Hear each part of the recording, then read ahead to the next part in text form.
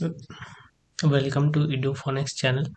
आज हम लोग एडुटेरिया के द्वारा जो BSSC CGL 4 ASO के लिए टेस्ट हो रहा है उसका आज हम लोग टेस्ट नंबर 2 का GK GS का question number 1 to 75 question number इसका एक्सप्लेनेशन के साथ देखेंगे। इसी चैनल पे टेस्ट नंबर 1 कंडक्ट किया जा चुका है, तो आप लोग वहाँ पे जाके देख सकते हैं।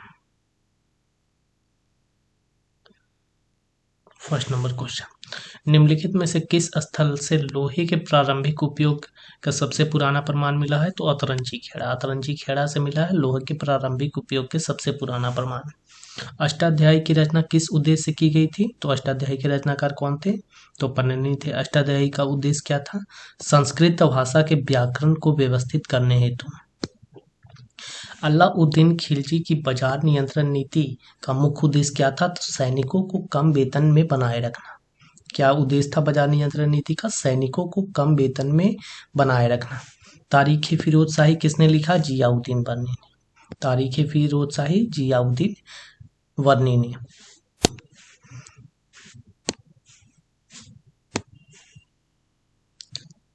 और तबकात नासरी किसने लिखा? तो तबकात नासरी मिन्हाज उस सिराज ने लिखे। तबकात नासरी पुस्तक किसने लिखा? मिन्हाज उस सिराज ने। तबकात नासरी में दिल्ली सल्तनत के शुरुआती सुल्तान का इतिहास है। तो तबकात नासरी किसने लिखा? मिन्हाज उस सिराज ने। अकबरनामा या आईन अकबरी किसने? अबुल फजल ने लिखा। अब मुंतखब अल तवारिख किसने लिखा? बदायूनी ने। मुंतखब अल तवारिख किसने लिखा? बदायूनी ने लिखा। हम लोग अगले क्वेश्चन पे चलते हैं। 1857 की क्रांति जो हुआ तो उसका बिहार में नेतृत्व किसने किया था? तो बिहार में नेतृत्व कुंवर सिंह ने किया था। और पटना में पूछ ले किसने नेतृत्व किया था? तो पटना में पीर अली। पटना में किसने नेतृत्व किया? पीर अली ने नेतृत्व किया 1857 की क्रांति के। इल्बर्ट बिल विवाद का संबंध किससे है? तो इल्बर्ट बिल विवाद कब हुआ था? 1883 में लॉर्ड रिपन के कार्यकाल में हुआ था। इसमें क्या था कि जो भारतीय न्यायाधीश थे वो भी अंग्रेज के दलील को सुन सकते थे और उस पर अपना फैसला सुना सकते थे। तो इसमें क्या ऑप्शन हो जाएगा? भारतीय न्यायाधीश के अधिकार सीमा से रिलेटेड हो जाएगा। कांग्रेस का लखनऊ अधिवेशन 1916। लखनऊ अधिवेशन 1916 हुआ था, तो उसमें क्या हुआ था? तो एक तो नरम दल और गरम दल आपस में मिल गए थे और एक कांग्रेस और मुस्लिम लीग के बीच समझौता हुआ था। तो यहाँ पे ऑप्शन नंबर सी हो जाएगा। विभाजन नहीं, क्या हुआ था? मिलाप हुआ था। क्या हुआ था? मिलाप हुआ था दोनों में। इसका में देख लेते हैं। जो 1907 के सूरत अधिवेशन में विभाजन हुआ था, तो 1916 के लखनऊ अधिवेशन में बाल गंगाधर तिलक और एनी बेसेंट के प्रयासों से उग्रवादी गरम दल और उदारवादी नरम दल फिर से एकजुट हो गए थे। किसके प्रयास से? तो एक तो बाल गंगाधर तिलक, एनी बेसेंट। बाल गंगाधर तिलक और एनी बेसेंट के प्रयासों से। होम रूल आंदोलन भारत में प्रारंभ करने का श्रेय किसको दिया जाता है? तो बाल गंगाधर तिलक और एनी बेसेंट को। किसको? बाल गंगाधर तिलक और एनी बेसेंट को दिया जाता है। आयरलैंड से प्रेरित होकर ब्रिटिश साम्राज्य के भीतर भारत के लिए सुशासन की मांग करने के लिए होम रूल लीग आंदोलन की शुरुआत की गई थी। कहाँ से प्रेरित होकर? आयरलैंड से। और किसके लिए? स्वशासन की प्राप्ति के लिए। इसमें देखें बाल गंगाधर तिलक और एनी बेसेंट। तो बाल गंगाधर तिलक ने होम रूल की शुरुआत अप्रैल 1916 में किया था। कहाँ से? पुणे महाराष्ट्र से किए थे। और इनका मुख्य रूप से पश्चिमी भारत में था। मुख्य रूप से बाल गंगाधर तिलक वाले होम रूल लीग का भी विस्तार पुणे महाराष्ट्र और पश्चिमी भारत में था। और इसके होम रूल लीग जो बाल गंगाधर तिलक वाले थे उसके अध्यक्ष जोसेफ बैप्टिस्टा थे और सचिव एनसी केलकर थे। अध्यक्ष जोसेफ बैप्टिस्टा और सचिव एनसी केलकर थे। एनी बेसेंट कब किए थे? तो सितंबर 1916 में। कहाँ? मद्रास चेन्नई से शुरुआत किए थे और पूरे भारत में आंदोलन का विस्तार किए थे। एनी बेसेंट के होम रूल लीग के सचिव कौन थे? जॉर्ज अरुंडले। कौन? जॉर्ज अरुंडले सचिव थे। निम्नलिखित में से कौन सा अधिनियम द्वैध शासन से संबंधित है? तो द्वैध शासन, प्रांतों में द्वैध शासन भारत सरकार अधिनियम 1919 के तहत लागू किया गया था और स्वायत्ता 1935 के भारत सरकार अधिनियम के तहत दिया गया था। और पूछा जाए भारत सरकार अधिनियम 1935 में केंद्र में द्विसदनीय व्यवस्था लागू की गई थी। भारत छोड़ो आंदोलन के दौरान सबसे तीव्र जन आंदोलन किस क्षेत्र में देखा गया था? तो उत्तर प्रदेश और बिहार में, कहाँ, उत्तर प्रदेश और बिहार में देखा गया था। निम्नलिखित में से कौन सा विषय समवर्ती सूची में शामिल है? तो वन समवर्ती सूची में आता है। वन समवर्ती सूची में पुलिस, सार्वजनिक स्वास्थ्य और कृषि किस में आते हैं? तो राज्य सूची के विषय में आते हैं। संविधान के कौन सा अनुच्छेद के अंतर्गत संविधान संशोधन? अनुच्छेद 368 के अंतर्गत आते हैं, भाग 20 में आते हैं। किसमें? भाग 20 में अनुच्छेद 368 के तहत संविधान संशोधन आते हैं। कौन से मौलिक अधिकार नहीं है? तो संपत्ति के अधिकार मौलिक अधिकार नहीं है, इसे 44वां संविधान संशोधन 1978 के तहत समाप्त कर दिया गया था और इसे अब एक वैधानिक अधिकार 300 का आर्टिकल के तहत प्रदान किया गया है। छठी अनुसूची में शामिल राज्यों के लिए निम्नलिखित में से कौन सा प्राथमिक लाभ है? तो छठी अनुसूची में कौन से राज्य है? असम, मेघालय, त्रिपुरा और मिजोरम है। असम, मेघालय, त्रिपुरा, मिजोरम के लिए है। इसमें क्या है? जिला परिषदों और क्षेत्रीय परिषदों के माध्यम से स्वायत्ता शासन की स्थापना करना। भारत में लोकसभा अध्यक्ष का निर्वाचन कौन करता है? तो लोकसभा के सदस्य ही अपने में से लोकसभा अध्यक्ष का निर्वाचन करते हैं। वर्तमान में राष्ट्रपति द्वारा मनोनीत किया जाता है, तो अब केवल राज्यसभा से 12 ख्याति प्राप्त व्यक्ति को ही नामित करते हैं। पहले क्या था? 2 एंग्लो भारतीय को भी नामित करते थे, जो 104वां संविधान संशोधन 2020 के तहत समाप्त कर दिया गया है। मौलिक कर्तव्य को संविधान के किस संशोधन द्वारा जोड़ा गया था? तो 42वां संविधान संशोधन 1976 द्वारा जोड़ा गया था, स्वर्ण सिंह समिति के सिफारिश पर। कौन सा संवैधानिक निकाय नहीं है? तो संवैधानिक निकाय नहीं है मतलब जिसका आर्टिकल में आप लोग सीधा सीधा देख सकते हैं, जिसका आर्टिकल में अनुच्छेद में वर्णन नहीं है। जैसे निर्वाचन आयोग तो है आर्टिकल 324 के तहत, वित्त आयोग आर्टिकल 280 के तहत, संघ लोक सेवा आयोग 315 में इसका वर्णन है। तो यहाँ पे देख सकते हैं नीति आयोग योजना आयोग के स्थान पे 1 जनवरी 2015 को स्थापना किया गया था, तो ये संवैधानिक निकाय नहीं है। क्वेश्चन पूछा गया, निम्नलिखित में से उष्णकटिबंधीय वर्षा वन बायोम की विशेषता नहीं है? विशेषता है, सही उत्तर चुनना है। तो बहुत अधिक वर्षा होती है उष्णकटिबंधीय वर्षा वन में, तो हाँ। उच्च औसत तापमान होती है। पोषक तत्वों की कमी वाली मिट्टी होती है, हाँ जी। प्रजातियों की समृद्धि का उच्च स्तर है, हाँ ये भी सही है। यहाँ से यूपीएससी 2023 में एक क्वेश्चन पूछा कि पोषक तत्वों की कमी वाली मिट्टी होने का कारण क्या है, कथन कारण के रूप में।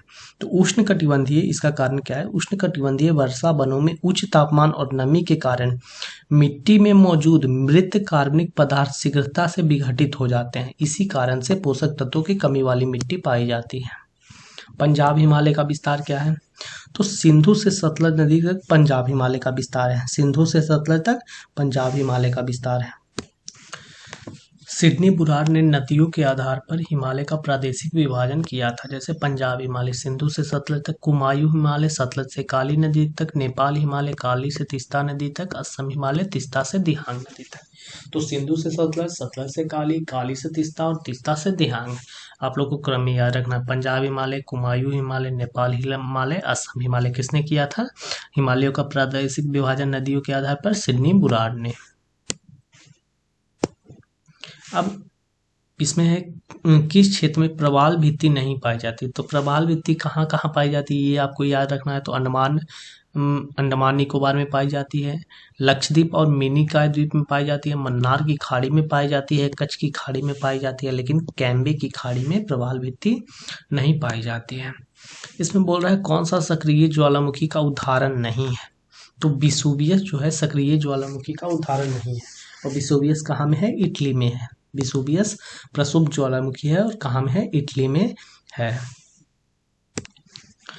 सक्रिय ज्वालामुखी में कौन कौन से आता है? स्ट्रोम्बोली, कोटोपैक्सी, बैरन, मोनालाओ। स्ट्रोम्बोली सक्रिय है, कोटोपैक्सी सक्रिय है, बैरन सक्रिय है, मोनालाओ सक्रिय है। स्ट्रोम्बोली को भूमध्य सागर का प्रकाश स्तंभ कहते हैं। भूमध्य सागर का प्रकाश स्तंभ किसे कहते हैं? स्ट्रोम्बोली को, जो कि सक्रिय ज्वालामुखी है। कोटोपैक्सी इक्वाडोर में है सक्रिय ज्वालामुखी। कोटोपैक्सी कहाँ? इक्वाडोर में है। बैरन द्वीप अंडमान में है। मोनालाओ कहाँ में? हवाई द्वीप यूएसए में है। मोनालाओ हवाई द्वीप यूएसए में है। जो दुनिया का सबसे बड़ा सक्रिय ज्वालामुखी पूछे तो कौन है? मोनालाओ। मोनाला। दुनिया का सबसे बड़ा सक्रिय ज्वालामुखी, अप्रसुप्त ज्वालामुखी में कौन सा है? फ्यूजियामा। कहाँ में? जापान में। फ्यूजियामा जापान में। विसुवियस जो अभी हम लोग देख रहे हैं इटली में है। नारकोंडम अंडमान में है। हवाई द्वीप विप्रसुप्त ज्वालामुखी है। 2011 के जनगणना के अनुसार सबसे अधिक जनसंख्या घनत्व वाला केंद्र शासित प्रदेश कौन सा है? तो सबसे अधिक केंद्र शासित जनसंख्या घनत्व वाला केंद्र शासित प्रदेश कौन सा है? दिल्ली है। देखिए, सबसे अधिक जनसंख्या घनत्व वाला केंद्र शासित दिल्ली है। कितना? 11,320 है। सबसे अधिक राज्य वाले में पूछा जाए तो बिहार है, 1106 है। सबसे कम केंद्र शासित प्रदेश जिसका जनसंख्या घनत्व है तो अंडमान एंड निकोबार द्वीप समूह का 46 है। और राज्य में कौन सा है? तो अरुणाचल प्रदेश का 17 है।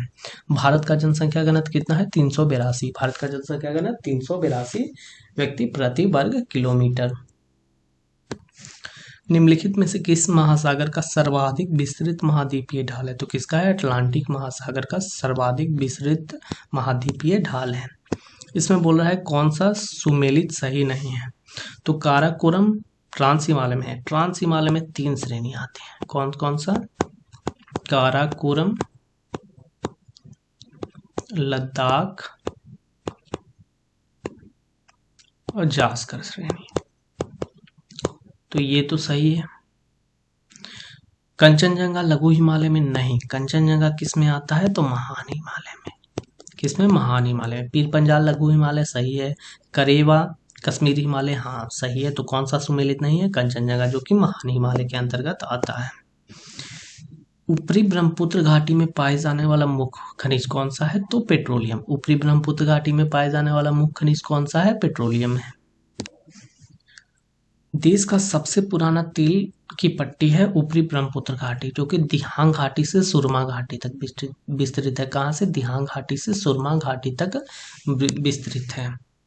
योजना आयोग समिति का गठन कब हुआ था? तो योजना आयोग समिति का राष्ट्रीय योजना समिति का गठन हुआ था 1938 में।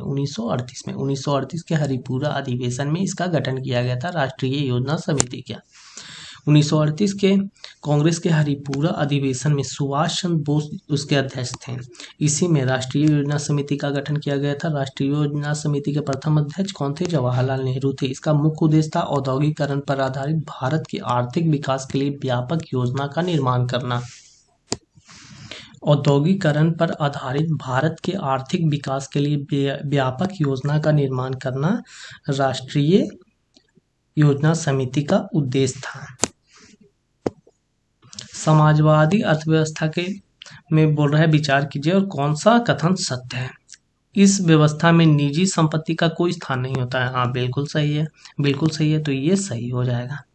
वस्तुओं का उत्पादन व्यक्तिगत इच्छाओं के अनुरूप होता है। नहीं, सरकार के इच्छाओं के अनुसार व्यक्ति के जरूरत के अनुरूप होता है।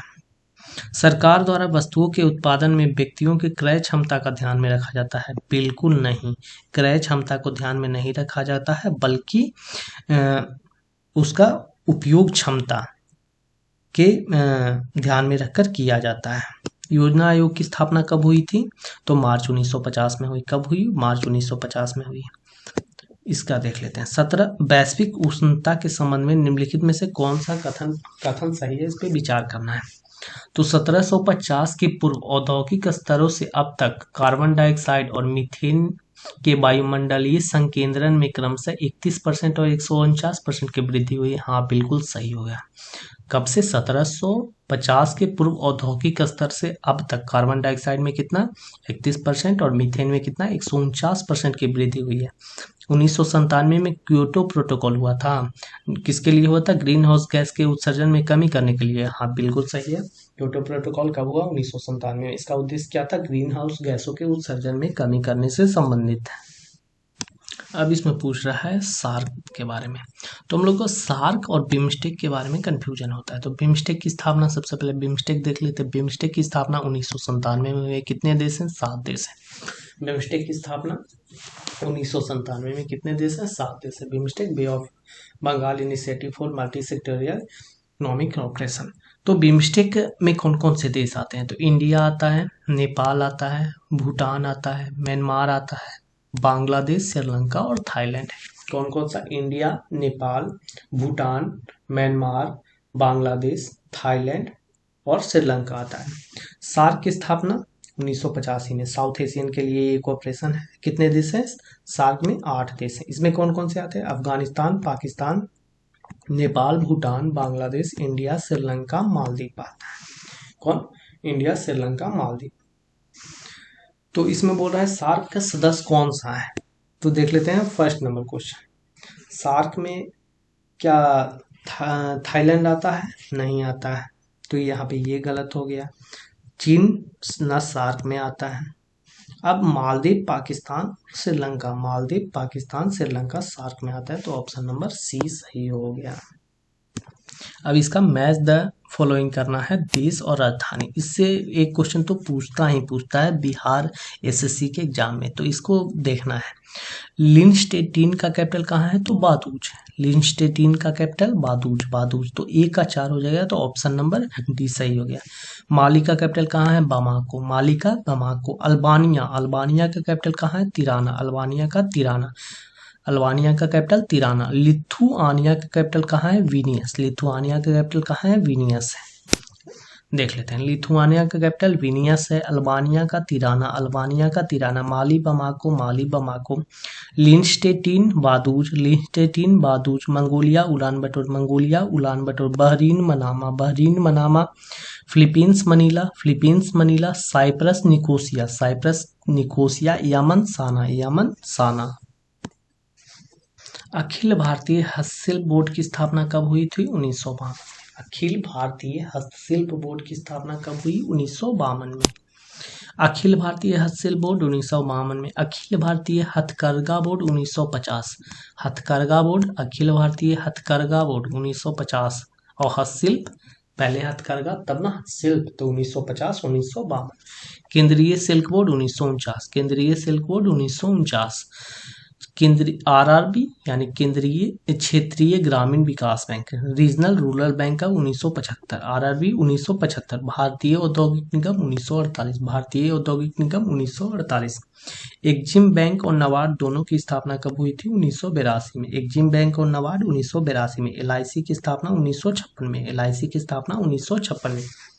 एक्जिम बैंक और नाबार्ड की स्थापना 1982 में, एलआईसी की स्थापना 1956 में।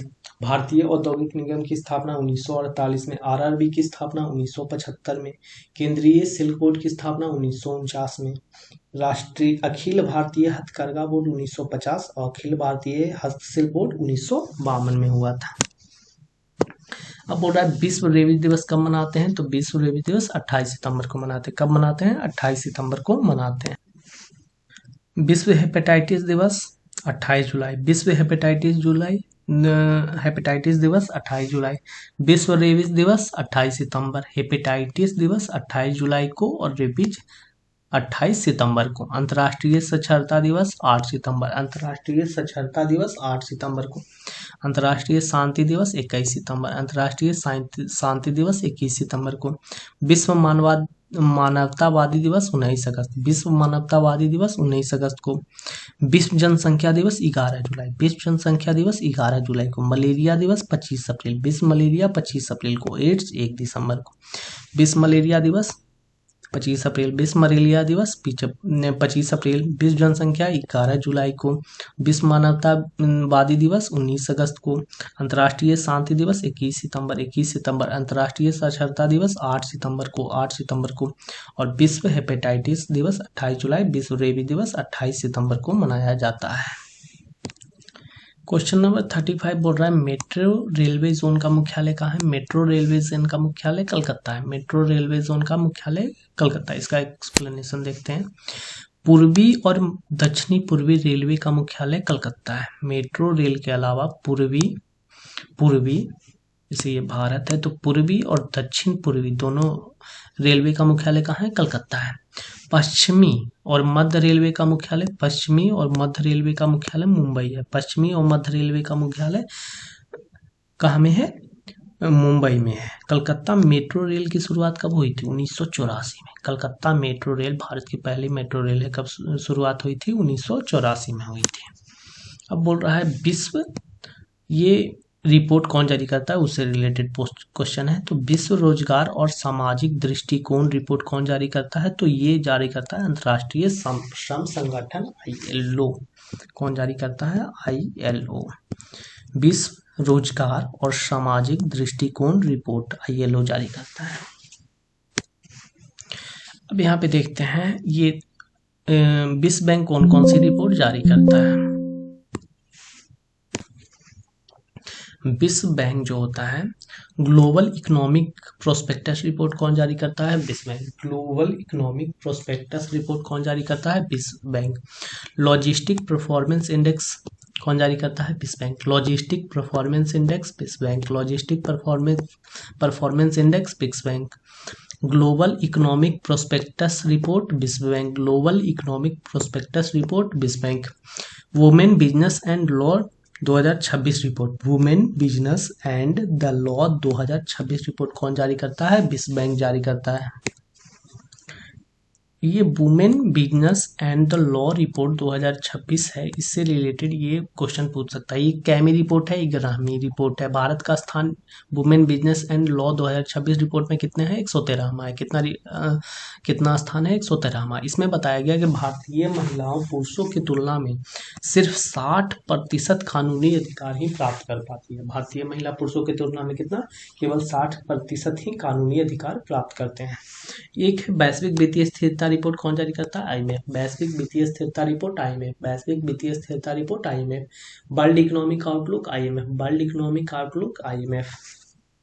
अब इसमें मैच द फॉलोइंग करना है कि पुरस्कार है किस संबंधित क्षेत्र से है। तो एमी अवार्ड किससे मिलता है, तो टेलीविजन से। एमी अवार्ड टेलीविजन से, तो ए का 3, तो ये ऑप्शन है। ग्रैमी अवार्ड किससे है, तो ग्रैमी अवार्ड है आपका म्यूजिक से। मैन बुकर पुरस्कार किससे है, लिटरेचर से है। और शांति स्वरूप भटनागर पुरस्कार किससे है, साइंस से। एक बार एक्सप्लेनेशन देखते हैं। शांति स्वरूप भटनागर पुरस्कार विज्ञान, शांति स्वरूप भटनागर पुरस्कार विज्ञान। मैन बुकर साहित्य, मैन बुकर साहित्य। ग्रैमी पुरस्कार संगीत, ग्रैमी संगीत, ग्रैमी संगीत। Emmy television, Emmy television, Emmy television. Oscar film, Oscar film. Raman Magsaysay Asia का लोक सेवा में पत्रकारिता में दिया जाता है। एशिया का नोबेल पुरस्कार रमन मैग्सेसे को कहते हैं। Turing award computer, Turing computer, Turing award computer विज्ञान। गोल्डमैन किसके लिए, पर्यावरण के क्षेत्र में। गोल्डमैन किसके लिए, पर्यावरण के क्षेत्र में दिया जाता है। बोल रहा है लिबेरो किस खेल से के शब्दावली है, लिबेरो किसके है, volleyball. Volleyball, libero volleyball, libero volleyball. Volleyball में कितने खिलाड़ी, 6। लिबेरो वॉलीबॉल 6 खिलाड़ी। साइलेंट वैली को नेशनल पार्क का दर्जा कब दिया गया, 1984। साइलेंट वैली को नेशनल पार्क का दर्जा 1984 में। कहाँ में है, केरल में। साइलेंट वैली कहाँ में है, केरल में। केरल में इसको राष्ट्रीय पार्क का दर्जा, नेशनल पार्क का दर्जा कब दिया गया, 1984 में। केंद्रीय चावल अनुसंधान संस्था कहाँ में है, केंद्रीय चावल अनुसंधान संस्था कटक, कटक, कटक, कटक, कटक। केंद्रीय चावल अनुसंधान संस्था कहाँ में है, कटक में है। और यही पूछते कि अंतर्राष्ट्रीय चावल अनुसंधान संस्था कहाँ में है, तो मनीला, मनीला, मनीला में है। देखते हैं इसका एक बार एक्सप्लेनेशन। केंद्रीय टसर अनुसंधान परीक्षण केंद्र, टसर का अनुसंधान परीक्षण केंद्र कहाँ में है, रांची में। टसर का कहाँ में है, रांची में है। कपास का कहाँ में है, कपास नागपुर। केंद्रीय कपास अनुसंधान केंद्र नागपुर। केंद्रीय कपास अनुसंधान केंद्र कहाँ, नागपुर में। केंद्रीय कपास अनुसंधान केंद्र नागपुर में है। राष्ट्रीय गन्ना प्रजनन संस्था कोयम्बटूर, प्रजनन कोयम्बटूर, प्रजनन कोयम्बटूर। अनुसंधान कहाँ में, लखनऊ में। अनुसंधान कहाँ होगा, लखनऊ में। और प्रजनन कहाँ में होगा, कोयम्बटूर में। केंद्रीय आलू संस्था, आलू शिमला में, आलू शिमला में, आलू शिमला में। रबर कोट्टायम, रबर राष्ट्रीय रबर अनुसंधान संस्था कोट्टायम में। राष्ट्रीय रबर अनुसंधान संस्था केंद्र कहाँ में है, कोट्टायम में है। केंद्रीय आलू अनुसंधान केंद्र कहाँ में है, शिमला में। राष्ट्रीय गन्ना अनुसंधान लखनऊ में। और राष्ट्रीय गन्ना प्रजनन कहाँ में, कोयम्बटूर में। कपास कहाँ में है, नागपुर में है। और टसर रांची में है। अब बोल रहा है जलवायु जोखिम सूचकांक 2025। जलवायु जोखिम सूचकांक 2025 में भारत का स्थान कितना है, तो 6 नंबर पे। कितना नंबर पे, 6ठे स्थान पे। जलवायु जोखिम सूचकांक कौन जारी करता है, जर्मन वार्ड जारी करता है। जलवायु जोखिम सूचकांक 2026 का भी रिपोर्ट आ गया है। तो इसमें भारत का स्थान 9th नंबर पे, कैमा नंबर पे है, 9th नंबर पे। और इसमें सबसे अधिक प्रभावित देश कौन सा है, तो डोमिनिका और म्यांमार है। कौन सा है, डोमिनिका और म्यांमार है। क्वेश्चन नंबर 42 बोल रहा है, इसरो के आगामी लक्ष्यों के अनुसार चंद्रयान 4 लॉन्च कब किया जाएगा। तो चंद्रयान 4 2028 में लॉन्च किया जाएगा। कब, 2028 में लॉन्च किया जाएगा। चंद्रयान 1 कब लॉन्च किया गया, 2008 में, 2 19 में, 3 23 में और चौथा 2028 में लॉन्च किया जाएगा। तो कब कब, 2008 19 23 28, 2008 19 23 28, 2008 19 23 28। अब मानव युक्त चंद्र मिशन कब लॉन्च किया जाएगा, मानव युक्त चंद्र मिशन 2040 में। भारतीय अंतरिक्ष स्टेशन की स्थापना कब होगी, 2035 में। भारतीय अंतरिक्ष स्टेशन की स्थापना कब होगी, 2035 में होगी। क्वेश्चन नंबर 43 है, रोमन कैथोलिक चर्च के प्रमुख का 88 वर्ष में निधन हो गया। उनका नाम क्या था, पोप फ्रांसिस। क्या नाम था, पोप फ्रांसिस, पोप फ्रांसिस नाम था। अब बोल रहा है, इसमें बोल रहा है कौन सा कथन सत्य है। तो बोल रहा है कि 58वां ज्ञानपीठ पुरस्कार कवि गुलजार के साथ श्री जगत गुरु रामभद्राचार्य को दिया गया था। बिल्कुल सही है। 58वां ज्ञानपीठ पुरस्कार 2023 के लिए कवि गुलजार के साथ जगत गुरु रामभद्राचार्य को दिया गया था। ये क्वेश्चन दूसरा है, the diary of a cricketer wife की रचना अनुष्का शर्मा ने की है। नहीं, ये चतेश्वर पुजारा की पत्नी थी, पूजा पुजारा। कौन, पूजा पुजारा, पूजा पुजारा के द्वारा ये पुस्तक लिखी गई। तो ये गलत हो गया। विश्व मधुमक्खी दिवस कब मनाया जाता है, 20 मई को, 20 मई को। हाँ, ये बिल्कुल सही है। तो कौन सा सही हो जाएगा, 1 और 3 सही हो जाएगा। ये तो 58वां ज्ञानपीठ पुरस्कार 2023 के लिए था। 59वां ज्ञानपीठ पुरस्कार जो 2024 में मिला है वो किसको मिला है, विनोद कुमार शुक्ला को। विनोद कुमार शुक्ला छत्तीसगढ़ से हैं, उनको मिला है 59वां ज्ञानपीठ पुरस्कार 2024। अब बोल रहा है, पाओस ज्वालामुखी फटा है। पाओस ज्वालामुखी फटा है जो सक्रिय ज्वालामुखी है, कहाँ है, कोस्टा रिका में। पाओस ज्वालामुखी कोस्टा रिका। अब ये बोल रहा है, इसको मैच द फॉलोइंग करना है कि उपग्रह है, इसका लॉन्च व्हीकल क्या है। तो EOS-09 जो है PSLV C61 के द्वारा लॉन्च किया गया था।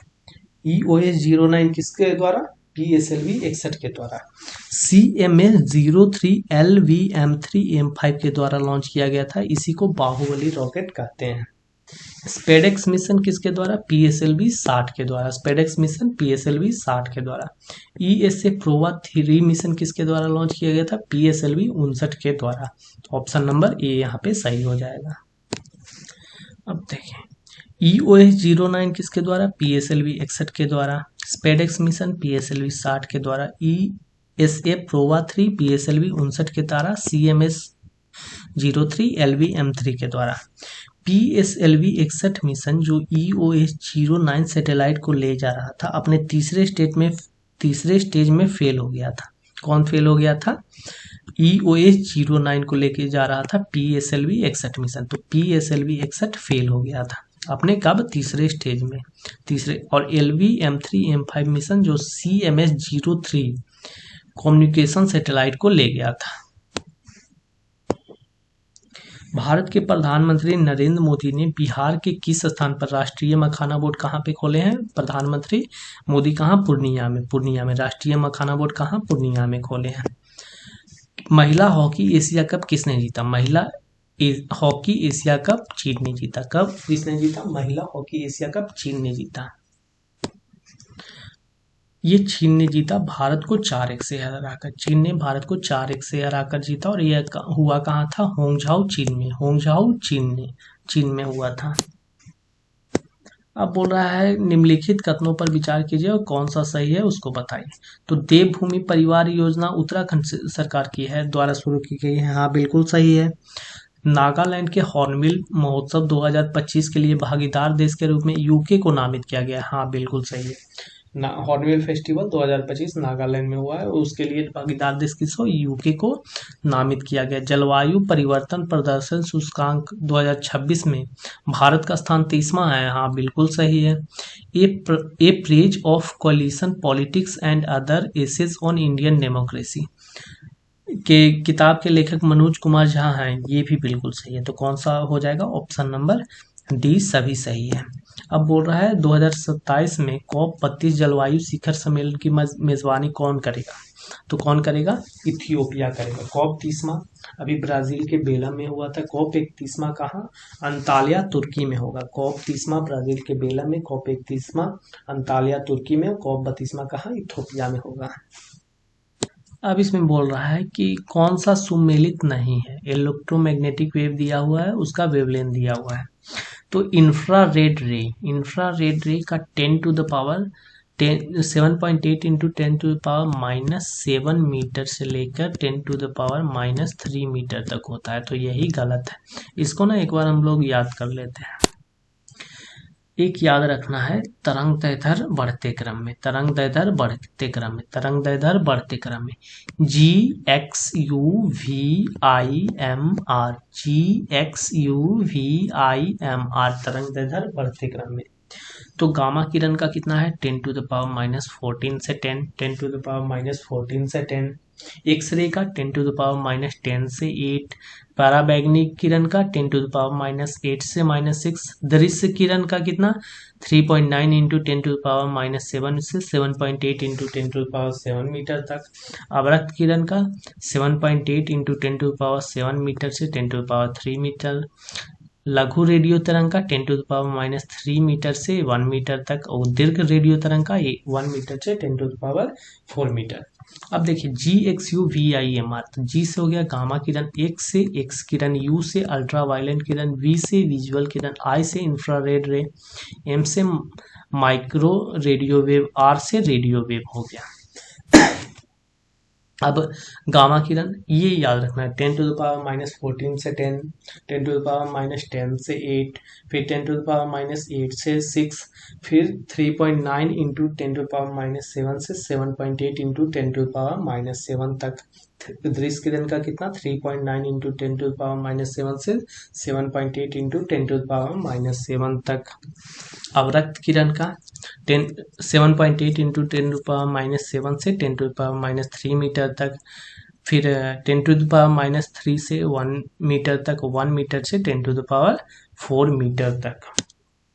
अब बोल रहा है यदि अवतल दर्पण में वस्तु एवं प्रतिबिंब दोनों वक्रता केंद्र पर, जब भी अवतल दर्पण में वक्रता केंद्र पे होते हैं तो प्रतिबिंब भी वक्रता केंद्र पर ही बनता है और वस्तु के समान आकार का बनता है।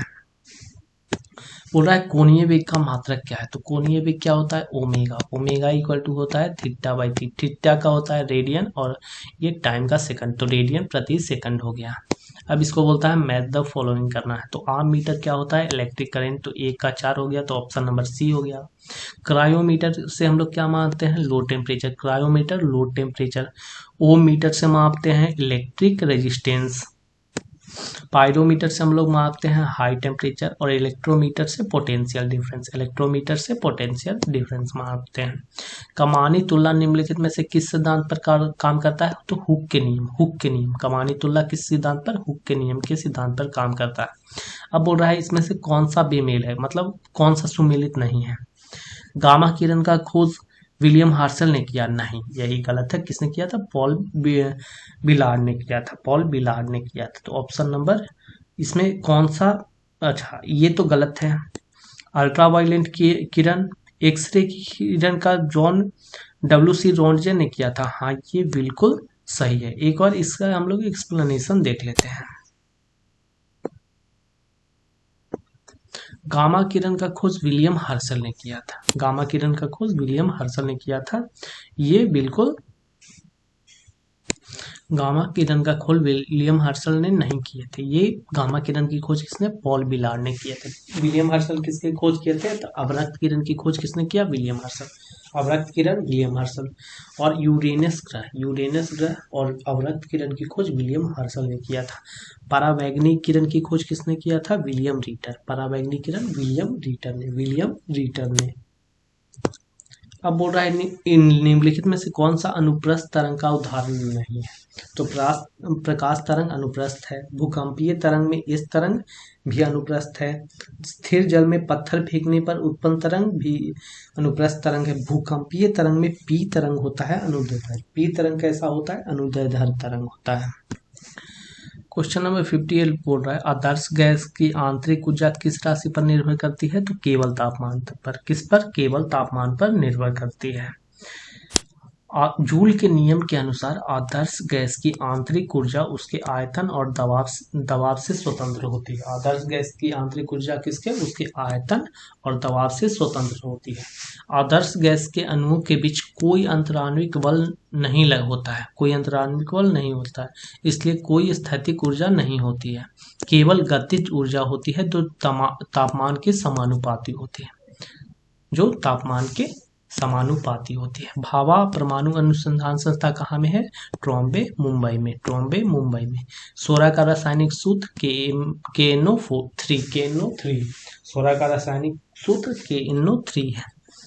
परमाणु संरचना के सिद्धांत से संबंधित कौन सा नहीं है? तो मैडम क्यूरी नहीं है, नील बोर है और जॉन डाल्टन है। नील बोर और जॉन डाल्टन है।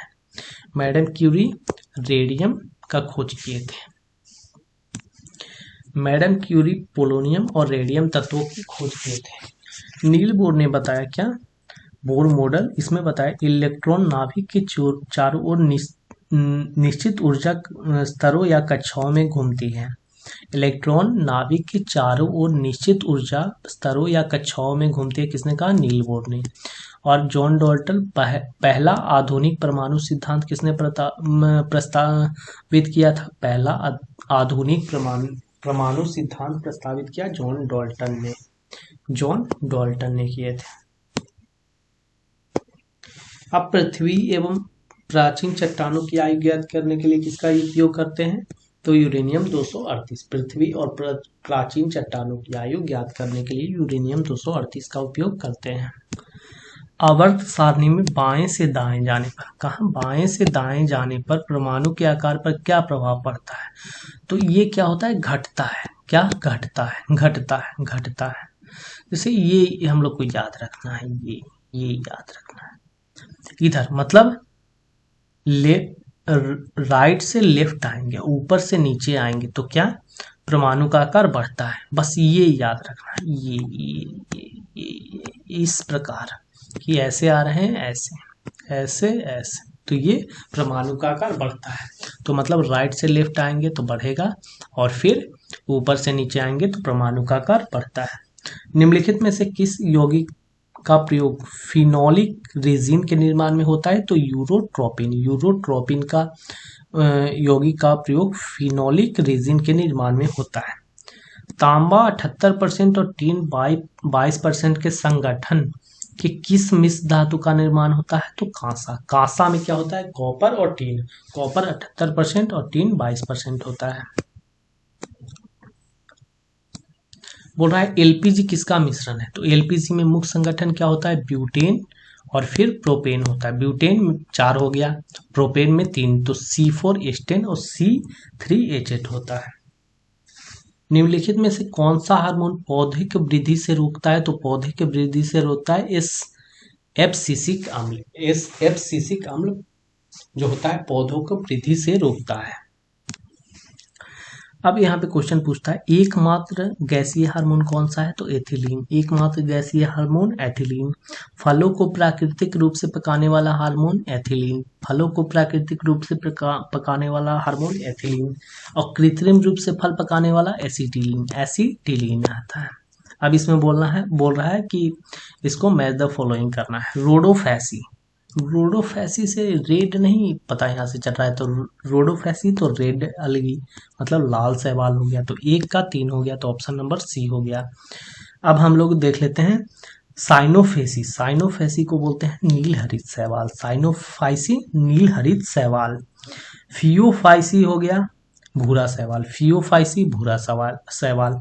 क्लोरोफाइसी ग्रीन शैवाल। क्लोरोफाइसी ग्रीन मतलब हरी शैवाल। पौधों की कोशिकाएं की मात्रा में परिवर्तन करके अपना आकार बदलती है? जल जल की मात्रा को परिवर्तन करके अपना आकार बदलती है। पूरा निम्न श्रेणियों में से समसूत्री कोशिका विभाजन के क्रम में व्यवस्थित कर लें। तो सबसे पहले क्या होता है? Prophase, metaphase, anaphase, telophase. Prophase, metaphase, anaphase, telophase. Tail कहाँ होता है? पीछे, तो टेली लास्ट में हो जाएगा। तो प्रोफेज पहला, तो 4, फिर मेटाफेज 3, एनाफेज 2 और 1। 4 3 2 1, तो ऑप्शन नंबर डी हो गया। अदरक तना है जड़ नहीं, बीपीएससी पीवाईक्यू क्वेश्चन है। क्यों? क्योंकि इसमें पर्व और अंतरा पर्व होती है। क्यों? क्योंकि इसमें पर्व और अंतरा पर्व होती है। अब क्वेश्चन नंबर 72 बोल रहा है, मानव का शरीर अपने लिए आवश्यक सभी विटामिनों का संश्लेषण करता है? नहीं, बिल्कुल नहीं। ठीक, विटामिन शरीर के समुचित विकास के लिए आवश्यक है। हाँ, ये आवश्यक है। मनुष्य जो होता है, शरीर केवल कुछ विटामिनों जैसे विटामिन डी और B3 नियासिन का उत्पादन कर सकता है। विटामिन डी और B3 का उत्पादन कर सकता है, जबकि अधिकांश vitamin A, B1, B2, B5, B6, B7, B9, B12, E, K, C आहार से प्राप्त करना पड़ता है। इसे आहार से प्राप्त करना पड़ता है। तो ये तो गलत है, आर सही है, तो ऑप्शन नंबर बी हो जाएगा। अब बोल रहा है, मनुष्य में एक समान बालिका के जन्म का निर्धारित करने वाले गुणसूत्र होते हैं। तो बालिका कब जन्मेगा? जब XX मिलेगा। तो माता के X गुणसूत्र तथा पिता के X गुणसूत्र मिलेगा, तभी बालिका का जन्म होगा। अब बोल रहा है, निम्नलिखित युग्मों का सही कालक्रम प्रारंभिक से अंतिम का चयन करें। तो हम लोग को याद रखना है ये एक ट्रिक जो है, ईट माई पॉलिश प्लेट हनी। ईट माई पॉलिश प्लेट हनी। ईट माई पॉलिश प्लेट हनी। अब ईट से हो गया ईओसिन, माई से मायोसिन, पॉलिश से प्लियोसिन, प्लेट से प्लिस्टोसिन, हनी से होलोसिन। तो ये ऑप्शन नंबर सी हो गया। ईट माई पॉलिश प्लेट हनी। ईट से ईओसिन, माई से मायोसिन, पॉलिश से प्लियोसिन, प्लेट से प्लिस्टोसिन और हनी से हीलोसिन। अब पूछता है, हिमालय पर्वतमाला का निर्माण कब हुआ? तो सीनोजोइक युग में। और सीनोजोइक युग के अंदर ही ये आते हैं ईओसिन, मायोसिन, प्लियोसिन, प्लिस्टोसिन, हेलोसिन। महान हिम किसको कहते हैं? तो प्लिस्टोसिन को। किसको कहेंगे? प्लिस्टोसिन को कहेंगे। अब इसमें बोल रहा है कि कोविड-19 वेरिएंट था और उसका कंट्री से मैच करना है। तो डेल्टा B.1.617 इंडिया से था, तो हाँ बिल्कुल सही है। गामा ब्राजील से, हाँ। अल्फा चाइना से नहीं, यूके से था। कहाँ से? यूके से था। और बीटा कहाँ? साउथ अफ्रीका से था। हाँ बिल्कुल सही है, तो कौन हो जाएगा? ऑप्शन नंबर सी हो जाएगा। तो इसी तरह आप बने रहिए, आपको यहाँ पे बहुत ही फायदा मिलेगा। बाकी बकवास की बात नहीं होगा। यहाँ पे 75 क्वेश्चन आपका मुश्किल से 30 से 40 मिनट में कवर हो जाता है, तो आप इसको बहुत आसानी से रिवीजन कर सकते हैं।